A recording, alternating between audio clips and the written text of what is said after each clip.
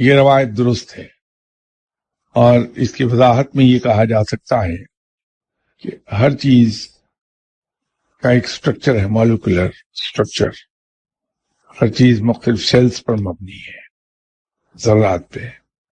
یہ پیدا ہوتے ہیں اور کچھ عرصے کے بعد اپنا اپنا فنکشن کر کے مر جاتے ہیں.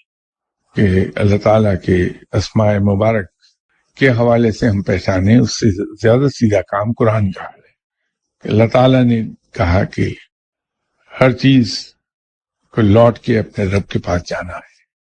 جو چیز بھی دنیا میں آئی ہے اس کو موت ضرور آئے گی.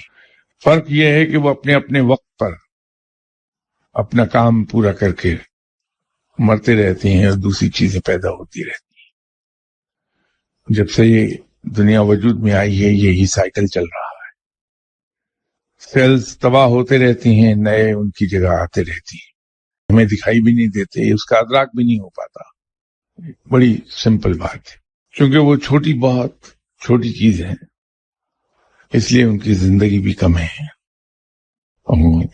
وہ اپنی ڈیوٹی بڑی جلدی مکمل کر کے فنا ہو جاتے ہیں، نئے سیل آ جاتے ہیں ان کی جگہ. انسان پیدا ہوتا ہے، دنیا میں آتا ہے، اپنی ڈیوٹی نبھاتا ہے، اپنا فنکشن پورا کرتا ہے جس کے لیے اسے پیدا کیا گیا، اور اللہ کو پیارا ہو جاتا ہے. درخت ہیں، درخت کے پتے ہیں. تو یہ ایک زندگی اور موت کا سلسلہ جاری ہے. تو یہ جو بھی روایت ہے یہ بالکل درست ہے.